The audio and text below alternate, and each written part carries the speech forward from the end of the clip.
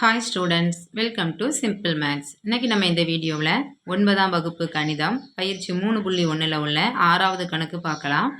5வது கணக்கோட லிங்க் கீழே டிஸ்கிரிப்ஷன் பாக்ஸில் இருக்குது, நீங்கள் அதை டச் பண்ணி பார்த்துக்கலாம். வாங்க 6வது கணக்கில் என்ன கொடுத்துருக்காங்கன்னு பார்ப்போம்.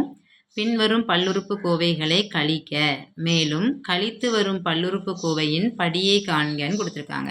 இதுக்கு முந்தின கணக்கில் என்ன கொடுத்துருந்தாங்கன்னா, பல்லுறுப்பு கோவைகளை கூட்டுக, கூட்டி வரும் பல்லுறுப்பு கோவையின் படியை காண்கன்னு கேட்டிருந்தாங்க. இங்கே கழித்தல் கொடுத்துருக்காங்க. ஓகேவா? ஸோ நம்ம கொடுத்துருக்கிற இந்த 2 பல்லுறுப்பு கோவைகளையும் கழித்து புதிதாக ஒரு பல்லுறுப்பு கோவை கண்டுபிடிப்போம். அந்த பல்லுறுப்பு கோவையினுடைய படி அப்படிங்கிறது அதிகமான அடுக்கு, உயர்ந்த அடுக்கு. ஓகேவா? ஸோ அந்த அடுக்கு என்னவோ அதை எடுத்து எழுதிட வேண்டியதான். இப்போ இதில் ஃபஸ்ட்டு கொஸ்டின் பார்க்கலாம்.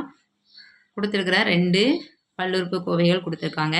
பி ஆஃப் எக்ஸ் அதை முதல்ல எடுத்து எழுதிக்கிடுவோம். 7 எக்ஸின் அடுக்கு 2, அடுத்தால எக்ஸ் டேம் எழுதணும், ப்ளஸ் 6 எக்ஸ், அடுத்தால -1. நெக்ஸ்ட்டு கியூ ஆஃப் எக்ஸ் வந்து 6 எக்ஸ். அப்போ எக்ஸ் டேமுக்கு நேராக தான் அதை எழுதணும். 6 எக்ஸ் மைனஸ் மாறிலிக்கு நேராக எழுதியாச்சு. ஓகேவா? இப்போ இதில் வந்து கூட்டல் அப்படின்னா நம்ம டைரெக்டாகவே கூட்டிடுவோம். இங்கே வந்து கழித்தல் கொடுத்துருக்காங்க. கழித்தல் அப்படின்னா என்ன செய்யணும்னா, 2வது உள்ள பல்லுறுப்பு கோவையினுடைய அடையாளத்தை மாற்றணும். ஓகேவா? அடையாளத்தை மாற்றிட்டு கூட்டணும்.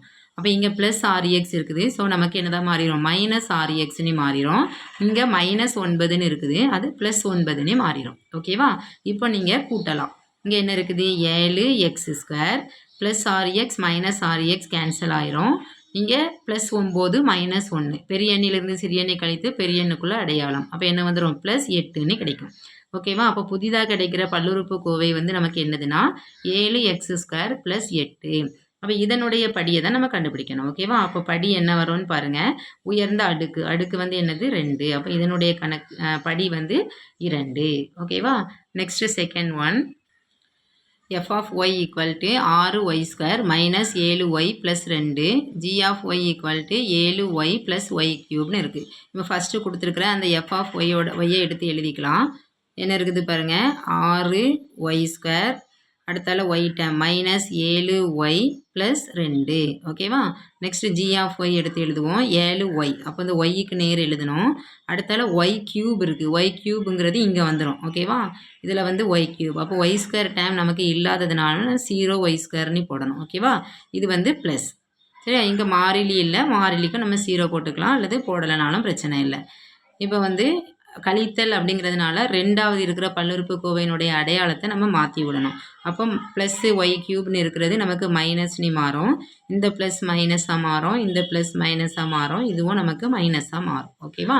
இப்போ பாருங்கள், இது கூட்டணும். -y³ வேறு y³ இல்லை, அதனால் அதே தான் வரும். இங்கே 0 இருக்கிறதுனால நமக்கு இது பிரச்சனையே கிடையாது. கூட்டும் போது மேலே இருக்கிற 6y². ஓகேவா? அடுத்தால இங்கே ரெண்டும் ஒரே அடையாளம், -7y -7y. அப்போ அதே அடையாளத்தை போட்டு 2ஐயும் கூட்டிட வேண்டியதான். அப்போ -14y. அடுத்தால இங்கே 0ங்கிறதுனால அதை நம்ம கன்சிடர் பண்ணவே வேண்டியதில்லை. இங்கே இருக்கிற +2 அப்படியே நமக்கு வந்துடும். இப்போ இதை கழிக்கும் போது கிடைக்கிற புது பல்லுறுப்பு கோவை இருக்குது. இதனுடைய படி என்னன்னு பாருங்கள். படி அப்படிங்கிறது உயர்ந்த அடுக்கு. அப்போ படி ஈக்குவல் டு 2 3 தான் உயர்ந்த அடுக்கு. அப்போ இதனுடைய படி என்ன வந்துடும், 3ன்னு கிடைக்கும். ஓகேவா?